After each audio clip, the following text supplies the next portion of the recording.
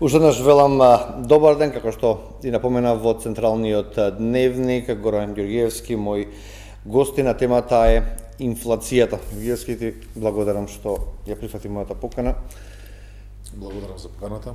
Така, разговаравме во однос на инфлацијата, ете денеска Државниот завод за статистика објави најнов извештај, инфлацијата порасната за безмалку 5%, 4,9%, трошоците за храна на граѓаните над 7%, најава за владени мерки по великденските празници. Што се очекува како представник на бизнис секторот, што очекувате да излезат како мерки владата? Па видете, овие мерки што до сега се превземаа се доста есенцијално важни се, нели, намалување на даноците, понатака намалување на акцизата и други мерки што ќе следат, кои што денеска имав некои шпекулации, се уште се за нас ги слушнавме како информација од страна на изјавите на премиерот, дека ќе има дополнителни некои мерки, односно во однос на замрзнување на маржите, чинам дека беше и во однос на замрзнување на цените, за кои што сметаме дека не се пазарни мерки и дека бизнисот не се согласува со тоа, односно стоиме на ставот дека пазарно треба да се одредуваат цените, бидејќи цената на храната во нашата држава според соодветните испитувања и на Евростат не е голема, меѓутоа од друг аспект морам да истакнам дека компаниите го имаат во предвид социјалниот елемент и елементот на тоа дека следат тешки времиња и дека цената на храната практично треба да се движи на некој максимум најниска можна цена, па ќе видиме, нели, како ќе се случуваат сите овие работи. Има повеќе варијабли, повеќе параметри, повеќе непознати, динамично е многу, од ден во ден се менуваат ситуацијата, работите како што се случуваат воените дејства на Блискиот Исток. Повторно ќе истакнам, растот на цените на нафтата и на нафтените деривати сериозно удира врз функционирањето на бизнисот. Како производител на храна сакам да ве прашам, бидејќи во вестите имавме денеска земјоделец кој што ги застапува производителите на храна. Кој е виновникот за овој раст на цените? Земјоделците ги прстот го вперија кај препродавачите. Големи маржи и за земјоделците нема ништо. Тоа го знаеме. Освен маката. Да, тоа сум го зборел повеќе пати дека од есенцијално значење е да ја кажеме големата слика би сакал да ја презентираме, тоа дека имаме многу мало производство на храна. Значи ние сме дојдени во ситуација да 80% од храната, од суровините во прехранбената индустрија ги увезуваме, само 20% ги произведуваме сами. Тоа е најреалниот момент кој што дава една сериозна слика дека не е добро. Тоа може и визуелно да го видите кога се движите низ нашата земја, веројатно, нели, дека на нивите има повеќе фотоволтаици него што има земјоделски. Не би рекол сега да не правиме таква паралела, бидејќи нема толку фотоволтаици, меѓутоа необработени се нивите. Добро. Пред еден месец, сега ме производители. потсетивте мала дисторзија во разговорот, бев во Италија, во посета на еден во Бари универзитет, тамошен за соработка на Сојузна стопански комори во однос на европски проекти. Спуштајќи се со авионот и гледајќи низ прозорот, гледате дека се е до максимум обработено. Значи, во тој дел од Пулја, од Италија, има многу маслинови дрвја и има лозја. Така. И тоа до максимум секое парче од земјата е обработено. Вие тешко може да видите некој парче од земјата дека не е обработено. Да. Тоа укажува дека ние имаме сериозен проблем тука со кој што мора да се соочиме во однос на земјоделието.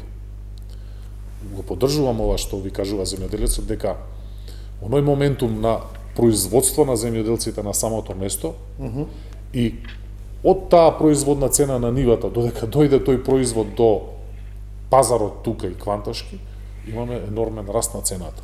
230 денари доматите во Македонија е нереално да чинат. Од Јапонија да бидат увезени, па не е реално да чинат. Меѓутоа, нели имате и увоз, веројатно таа цена е пазарна цена. Веројатно имате и мало производство во Македонија. Повеќе фактори се. Ние треба да мислиме како да го зголемиме домашното производство. Тоа е есенцијата. И вториот елемент, треба да се направи мала, како да речам, диверзификација Можеби треба не само да има еден кварташки пазар, треба да има една агроберза сериозна, каде што секој земјоделец ќе може директно да ги свичува трговците и да дојде да си ги презентира стоката таму и да ја продава директно таму. Од откупните центри има жалење дека тие диктираат цени пониски од оние кои што се цени на производната страна.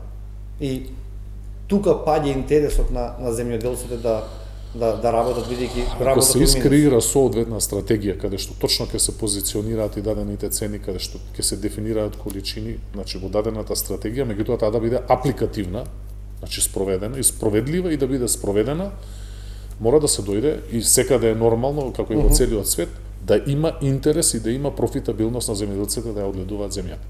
И тука ќе се поврза можеби на најважниот елемент, субвенциите мора да дојдат кај тој што произведува и што има принос. Колку произведе, толку добие, а не претходно. И уште една работа, тоа што ќе го произведе, мора да му се плати на жиросметка, да го продаде на жиросметка. Ме разбирате зошто? И така да си има подкритие зашто добива државни пари. Сивата економија ја алудирам кон тоа. Решавање на целиот сет. На исто ова прашање министерот за земјоделие ми вели дека многу било тоа сложен процес, бидејќи многу земјоделци биле, а немаме инструменти како да го провериме тоа. Јас му вратив дека даваме државни пари за нешто да се контролира, тоа се стотици милиони. Па не би го коментирал нели сега тој што изјавил, меѓутоа дали може да направиме една обична Excel табела во која што на едната колона би било точно дефинирани правните и физичките лица кои што ги зимаат субвенциите, колку зимаат, втора колона колку точно зимаат субвенција и трета колона колку точно произведуваат. Зашто ги земале парите? И тоа да биде транспарентна, објавена на веб страната на земјоделие или независна соодветна да се дефинира веб страна да се направи. Доволно ќе биде да ја видиме транспарентно, секој да ја види во нашата држава, да видиме точно кај одат субвенциите. Сте виделе до сега нешто такво? Да, некој се плаши од тоа, претпоставувам. Па не би навлагал сега тоа, јас само сакам да биде, како да го дефинирам, плоден разговорот, каде што да ги посочиме точно работите, прагматично да погледнеме на целата ситуација. Состанок со владата каде што се утврди дека нема зголемување барем до крајот на месецот на цената на лебот и на останатите производи од пекарската индустрија. Дали се спомна за намалување на ДДВ-то на храната и што тоа би значило за пекарската индустрија? Прво да истакнам на квалитетот на соговорниците од пекарската индустрија, значи најголемите производители, и да го истакнам нивниот социјален елемент во кој што имаат во предвид во каква ситуација се наоѓа нели и самата и државата и цената на нафтата и нафтените деривати и прифаќањето да 30 дена од состанокот не се покачат цените на пекарските производи како основни производи, а под тоа се договоривме да се состанеме и да ја видиме соодветната ситуација во насока на цените на нафтата и нафтените деривати, како и некои други елементи кои што нели ги регулираат цените, за да се одлучи понатака што ќе се прави. Не можете да влијаете на помалите пекарни? Па не може, имате преку 3000 такви дуќани. И затоа нели кога големата слика ја гледаме, најголемите производители беа на состанокот, кога тие ќе хендлаат ситуацијата и ќе држат цената, сметам дека и малите ќе се придружат во таа насока. Добро, во однос на ДДВ-то на храната, има простор да се намали? Не го дискутиравме тоа на тој состанок, меѓутоа нели тоа задире во одлука на владата, не зависи тоа приватниот бизнис како ќе се однесува, нели? Би ја поддржале таа одлука доколку што премиерот ја спомна пред ден-два? Би ја поддржале, зошто да не? Тоа ќе овозможи нели соодветен процент каде што ќе може да се движи некако цена на производ, доколку понатака се уште растат нафтата и нафтените деривати. Мислам цените на нафтата и нафтените деривати. Каков ефект дадоа намалените ДДВ и акцизата сега предвидена? Тоа е добар веќе период, затоа што во пресред на овие цени, значи се излезе со ваква ситуација со намалени ДДВ и намалени акцизи. Меѓутоа ќе видиме повторно, ќе зависи од висината на цените како ќе се случуваат, како ќе тече самата ситуација. Од аспект на тоа дека доколку оди во сериозни височини цената на нафтата и нафтените деривати, некогаш и просторот за делување преку ДДВ-то и акцизата повторно има ограничување како бројка, нели? Да. Се надеваме на најдобро сценарио, нели, дека во даден момент ќе има некоја стабилизација на нафтата и нафтените деривати, на цените. Колку овие цени кои што се актуелни, дали на производите, дали на услугите кои што граѓаните ги набавуваат секојдневно се нереални, односно некој повторно се обидува да профитира на грбот на граѓаните. Види, Вашето мислење кое се е? извинувам, да не правиме теории на заговор. Може малку да експонирам во длабина што значи самата војна. Прво, не е само нафтата и нафтените деривати како цена, нели, што низ Ормудскиот теснец споминува. Мене ми е јасно дека на секој производ е потребен транспорт, меѓутоа вакво при зголемување. екстракција на нафтата се добива сулфур. Сулфурот учествува во сулфурната киселина, која што е најупотребувана материја во целиот свет, а се користи за екстракција на метали. Алудирам на висока цена на метали. Добро. Понатака, имате течниот газ, најголемите производители на течен газ се наоѓаат таму во Катар. Директно се користи за, например, во Тајван за производство на полупроводници и за производство на чипови. Алудирам на технолошката индустрија, така. И третиот можеби елемент кој што го ставам на пиедестал, да една субстанција заедно со амонијак, од таа субстанција која што во 33% се влијае на поминува низ Ормудскиот теснец и се добиваат азотните вештачки ѓубрива кои што се користат за наѓубрувањето на соодветниот агросегмент. Така да тоа влијание според мене е најголемо. Затоа што недостаток од 33% на вештачките ѓубрива веќе креира зголемена цена на вештачките ѓубрива кои што треба земјоделците да го купат и во пролетната сеидба да учествува да ги наѓубрат нивите. Замислите што ќе се случи доколку во таков процент се намали наѓубрувањето. Тоа значи дека во септември и октомври при жетвата ќе имате намалување на преносите во целиот свет за 30-40%. Замислете тоа како Каква цена би имало тогаш? Да, крајниот производ. Затоа што прехранбените суровини, како што се пченката, како што е јачменот, како што е пшеницата, како што е сојата, алудирам на тие основни базни агросуровини кои што прехранбени суровини кои што се секаде низ светот, каков удар ќе представува тоа на целиот свет. Дури тоа би го ставил на пиедестал нешто слично како нафтата и нафтените деривати. Основниот прехранбен производ да биде намален за 30%. Да, до 40. Поентата ми е, има уште еден моментум. Полиетиленот и полипропиленот се добиваат од нафта, а тоа се основни состојки на пластиката како производ. Замислете сега цената на прехранбените пакувања од секаков тип, на течностите амбалажата што ги консумираме. Само сакам да ги истакнам сите синџири на снабдувања, каде што се прави страшна дисторзија со сето ова. И се влијае, значи, по тој принцип на синџир на снабдувања, се рефлектира на целото економско битисување низ целиот свет. Подготвени сме на ваква криза? Или се уште не знаеме што не очекува? Да.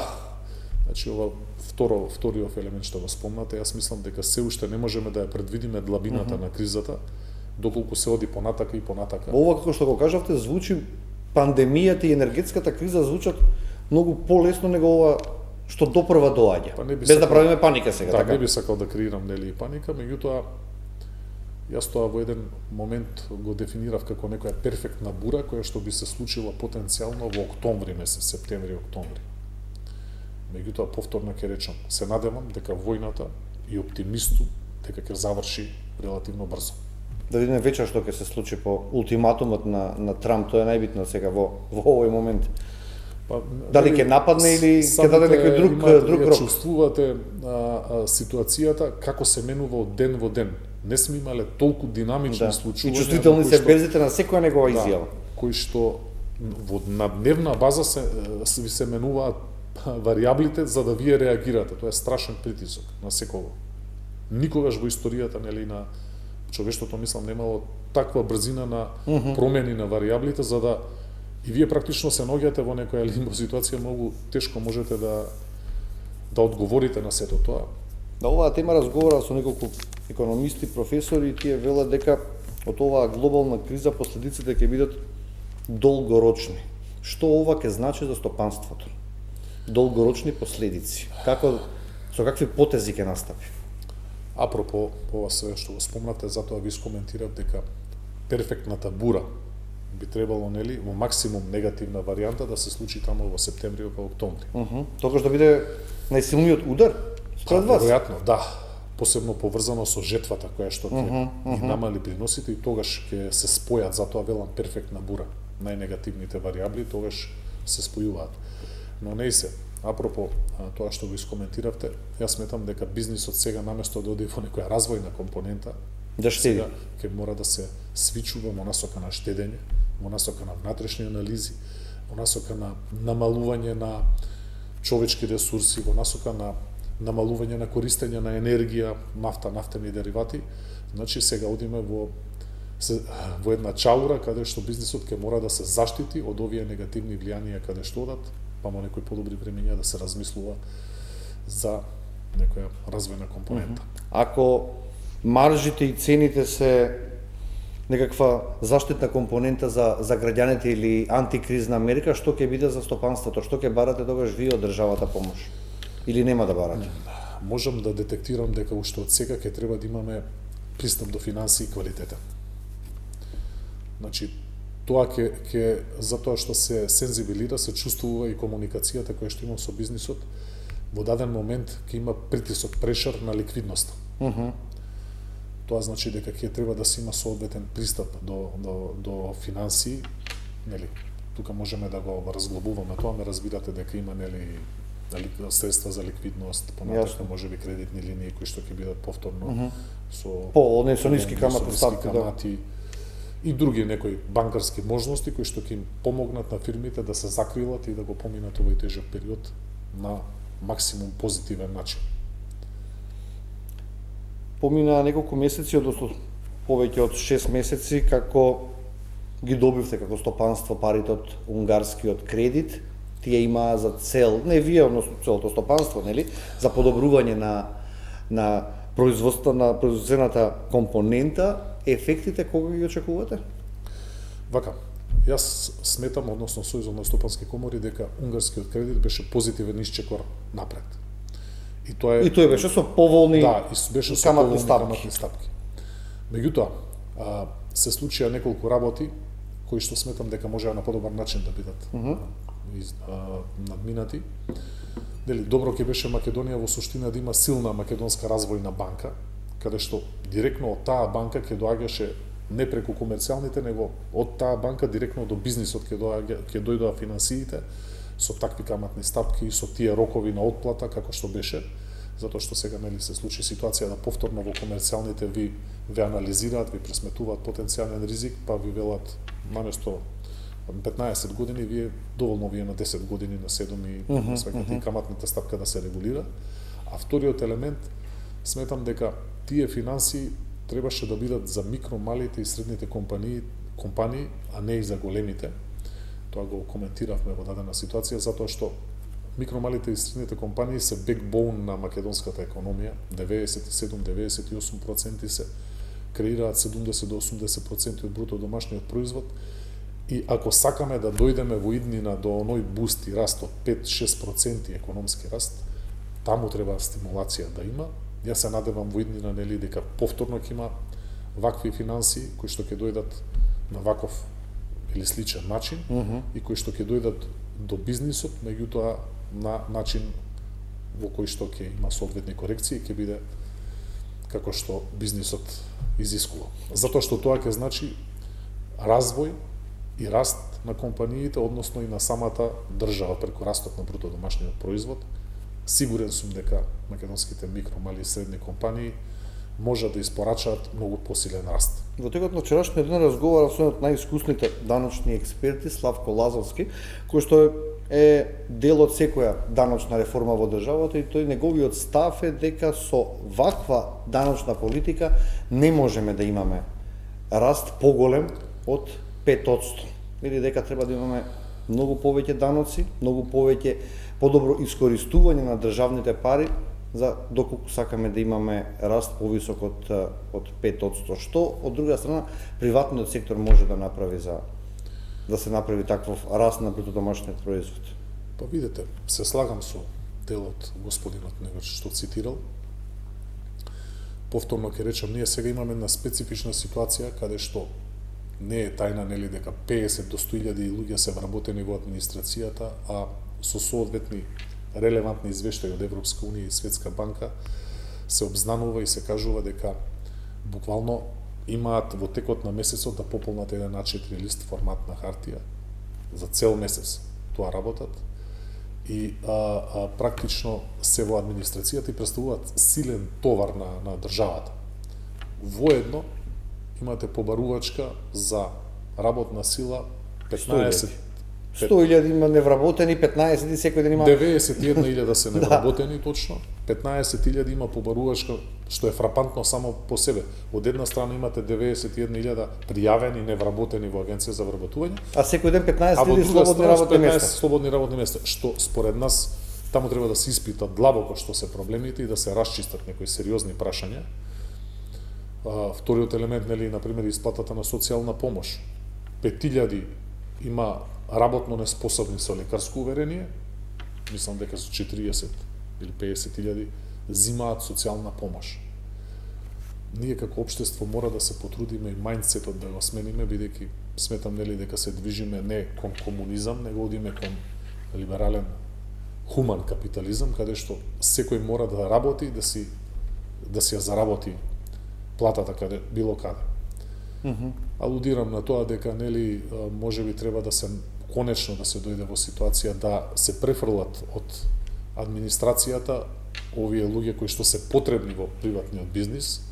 Имаше таква идеја, меѓутоа некако не треба нели длабоко не да се реализираш тоа и да се направи, тоа би било доста поволно, затоа што и по поминување на кризата сметам дека ќе има потенцијал и приватниот бизнис тогаш ќе бара вработени, да не доаѓаме во ситуација да увезуваме од далечните источни земји и да правиме некои други дисторзии кои што вистина се уште поголеми проблеми за државата.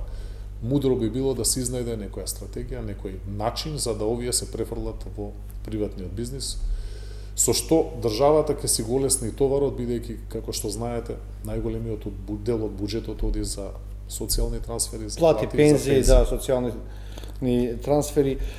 До кога ќе може приватниот сектор да издржи со ваков број на вработени? За ваков недостаток на вработени? Па не се работи веќе за секој издржување. сектор си има своји проблеми, Приватниот бизнес веќе недостаток. си ги решава проблемите со увоз на работна сила од далечните земји. Мислам дека има над 10.000 работни дозволи веќе. Имате многу луѓе увезени од Индија, од Филипини, мислам дека и од Бангладеш и од Непал, кои што работат во нашата држава. Значи, приватниот бизнес сигурно нема да ги чека одлуките како што ќе нели на надлежните органи.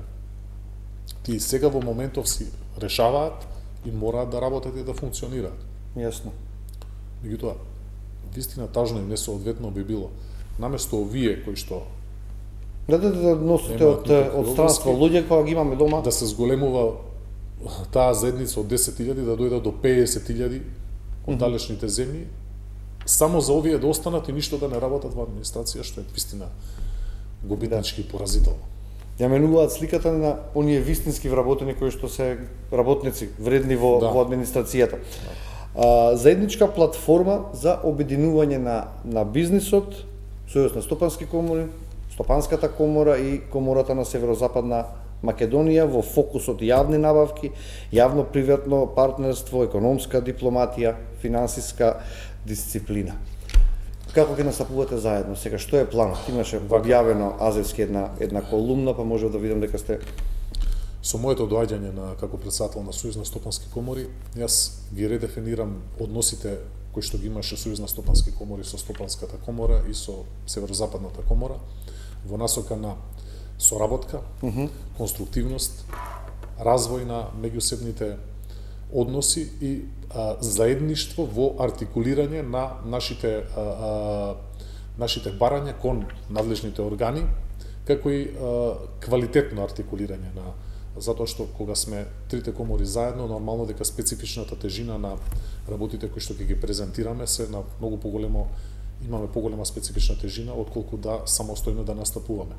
Воедно, нели, не би коментирал за некои конфликтни случувања и така натака. Јас со моето доаѓање сакам да продуцирам конструктивност, соработка со потенцијал за раст и развој на бизнисот во нашата држава. Георгиевски, дека заврши денешниот аргумент, благодарам на времето и на мојата покана што ја прифати. Се надевам дека ќе останеме конструктивни како што сте и до сега, па ќе одговориме и во периодот што следи на многу други прашања. Ви благодарам на поканата. Што овде завршуваме со емисијата, ви благодарам на довербата и на вниманието со кое што не следевте. Останете со програмата на телевизија 24, од мене пријатно.